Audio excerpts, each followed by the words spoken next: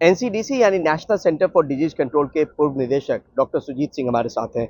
Sir, Covid का एक नया वेरिएंट फिर से फ्लर्ट, FLIRT, क्या कहेंगे? देखिए, नया वेरिएंट हम इसको इस प्रकार से देख सकते हैं। जो जो ओमिक्रॉन हमारा वेरिएंट था, JN.1 का ही है, वो है एक तरीके का न्यू म्यूटेशंस है। दो न्यू म्यूटेशन पाए गए इसमें, KP.2 और KP.1.1।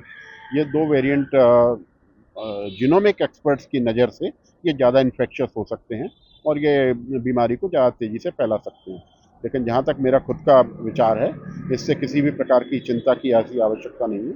ये USA में पाया गया और अभी नए नए इसके बारे में अभी और जानकारी प्राप्त की जा रही है कि किस प्रकार हमको इसको पब्लिक हेल्थ सर्विलेंस में नज़र रखने की जरूरत है। मतलब भारतीय आबादी के लिए हम आश्वस्त शायद इस वजह से कि वैक्सीनेटेड हैं हम लोग। देखिए, हमारे यहाँ इंसाकॉग लगातार इसके ऊपर से निगाह रखे हुए है, इस प्रकार के नए वेरिएंट्स को।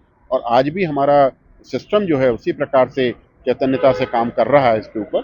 तो मेरे हिसाब से ये है कि अभी सर्विलेंस से हमें, जब तक कि और कोई एक लक्षण हमको नहीं मिलते इंडिया या अब्रॉड में कहीं पे भी, तब तक हमको इसके बारे में कोई ऐसी विशेष चिंता की आवश्यकता नहीं है। तो अभी इसको variant of interest, variant of concern क्या माना गया है सर? क्या नहीं, ऐसा कुछ नहीं। वेरिएंट जो एक तरीके से कहा, जिस वेरिएंट पर निगाह रखी जाती है।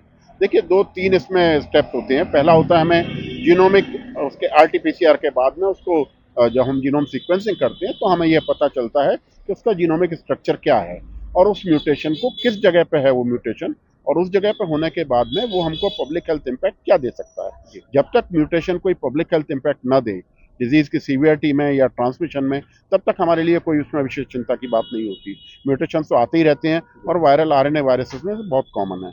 और इस वायरस में भी हमको उसी प्रकार से देखना पड़ेगा कि इसके पब्लिक हेल्थ इम्पैक्ट क्या होते हैं। और जब हमें पब्लिक हेल्थ इम्पैक्ट के बारे में कुछ क्लैरिटी मिलेगी, तब हमें इसके बारे में ज़्यादा विस्तृत कह पाएंगे। तो हमें अलर्ट रहने की ज़रूरत है क्या यूएसए के इस नए बिल्कुल, हम तो अलर्ट, हमारे सिस्टम तो हमेशा से ही नए वेरिएंट्स को ट्रैक कर रहा है और करते रहना चाहिए। और US में भी इस वेरिएंट का क्या प्रभाव हो रहा है वहाँ की आबादी में, इस पे भी निगाह रखने की जरूरत है। तो एक भारत की आबादी को एक आपकी तरफ से एक जवाब इस नए वेरिएंट को लेके हम लोग पहले बहुत चिंतित होते थे जब कोविड इवॉल्व होना शुरू हुआ था, आ रहा था। आज के परिप्रेक्ष्य में नया वेरिएंट का आना क्या नहीं, साइंटिफिक मेरे हिसाब पॉइंट ऑफ से व्यू से? ये हेल्थ केयर वर्कर्स और जीनोमिक एक्सपर्ट्स के लिए एक वो हो सकती है इंफॉर्मेशन के तौर पे कि वो इसको देखें। बाकी जनता के लिए मेरे हिसाब से इसमें किसी भी प्रकार की कोई चिंता की बात नहीं है।